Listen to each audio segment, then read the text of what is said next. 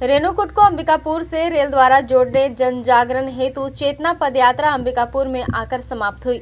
वहीं इस यात्रा को लेकर हमारे संवाददाता अलंकार तिवारी ने इस यात्रा में शुरू से हुए शामिल लोगों से बात की। सुनिए क्या कहा इन लोगों ने इस यात्रा को लेकर।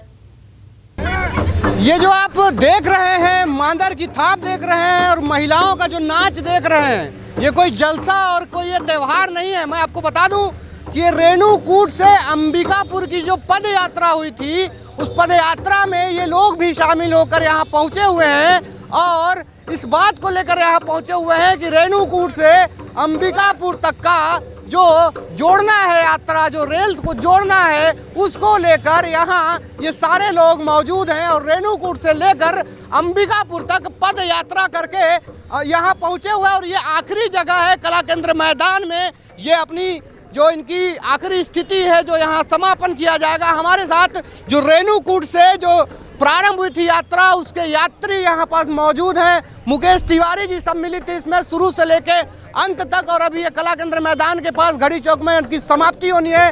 अंचल ओझा भी थे इनके साथ। कुल मिलाकर लगभग 5 से 6 लोग ऐसे लोग मौजूद हैं यहाँ जो रेणुकूट से लेकर अंबिकापुर तक पद यात्रा कर पहुंचे हुए हैं। इनसे जान लेते हैं कि पद यात्रा में क्या क्या इनके सामने कठिनाइयां आई और क्या क्या लोगों का रिस्पांस मिला। तो मुकेश तिवारी जी बता दीजिए किस तरीके का रिस्पांस रहा पूरी यात्रा में, आपके नज़रों से लोग जानना चाहते हैं। देखिए, 1 तारीख से अंबिकापुर को रेणुकूट से जोड़ने का हमारा अभियान प्रारंभ हुआ और वहाँ के लोगों में भी इस अभियान को लेकर बहुत उत्साह था।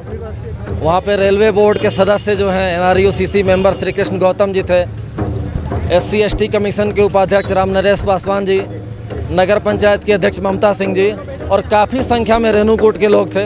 वहाँ से हमारा जो कार्यक्रम प्रारंभ हुआ, चाहे जिस जगह पे जाना हुआ, आश्रम मोड़ में, म्योरपुर में, किरविल में, असनहर में, बबरी मोड़ में, जितने जगह पे जो है बड़ी आबादी बस्ती के लोग थे, लोगों ने हम लोगों का बहुत उत्साहवर्धन किया, भव्य स्वागत किया। छोटे बच्चों से लेकर बड़े और बुजुर्ग लोग जो चल फिर भी नहीं पाते थे, कई लोग उन्होंने हस्ताक्षर अभियान में शामिल होकर बोला कि ये रेल लाइन बन जाएगा तो हम सब के लिए बनारस जाना बहुत आसान हो जाएगा।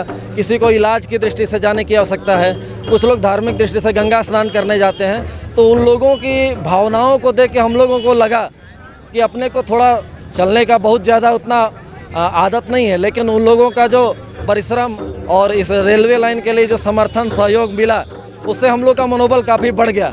और जनभावना के अनुरूप अगर काम होता है तो निश्चित रूप से एक मन में संतोष रहता है, वो खुशी होती है कुछ अच्छा करने की।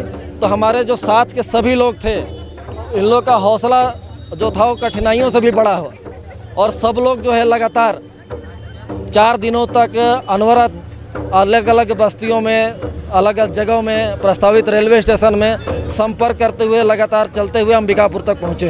ये जो यात्रा थी, अचानक मन में कहाँ से ये भाव उत्पन्न और आप लोग निकल पड़े रेणुकूट से सीधा अंबिकापुर के लिए और जोड़ने का जो आप लोगों का जो मनसा है कि आज जोड़ के ही रहेंगे, कैसा महसूस कर रहे हैं और इस यात्रा के बारे में बताएं। मैं इसके लिए अपने को बहुत भाग्यशाली महसूस करता हूँ कि भैया लोगों ने एक योजना बनाई और उसमें मैं भी एक अपना सहयोग कर पाया। देखिए, ये जो रेल योजना है जोड़ने का रेणुकूट से अंबिकापुर का, दरअसल रिद्धि और सिद्धि दोनों को सिद्ध करने वाली चीज़ है। जहाँ हम दिल्ली से जुड़ेंगे तो भौतिक सुख साधन संसाधन अपने ज़िले को प्राप्त होगा, वहीं जब हम काशी वाराणसी से जुड़ेंगे तो आध्यात्मिक उन्नति भी इस क्षेत्र की, जो कि बहुत प्रतीक्षित है, लोग जा नहीं पा रहे हैं। तो दोनों जीवन के महत्वपूर्ण आयाम हैं, दोनों पूर्ण होने वाले हैं और एक अद्भुत, मैंने शब्दों में व्याख्या करने के परे है, ऐसा अनुभव रहा है इस यात्रा का।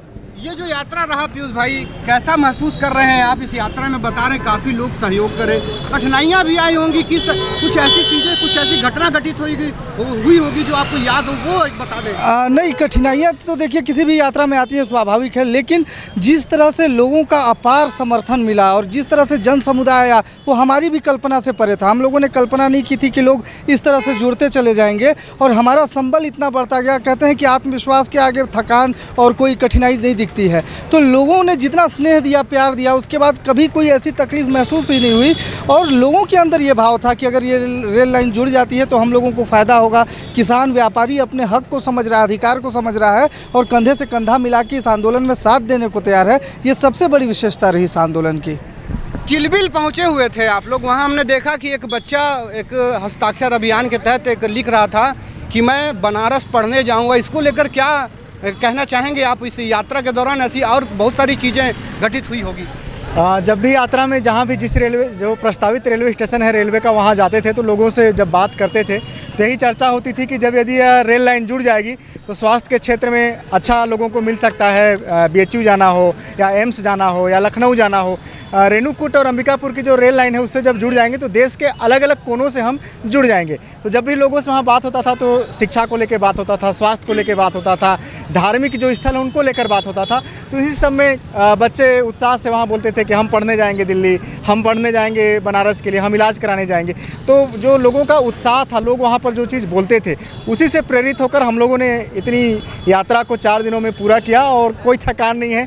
लोगों का जो सहयोग मिला उससे और उत्साहित हैं और चल सकते हैं। राज्यसभा सांसद और कई बड़े नेता लोग इस यात्रा में शामिल हुए थे, आम लोगों को संबोधित भी किया जा रहा था। क्या लगता है अब, क्या आपको ऐसा महसूस हो रहा है कि ये जो 4 दिनों का यात्रा आप करके आए हैं, कहाँ तक ये सक्सेस हो पाएगा? हमारी यात्रा पूर्ण रूप से सफल रहेगी और हम लोग की जो मांग है जायज़ मांग है।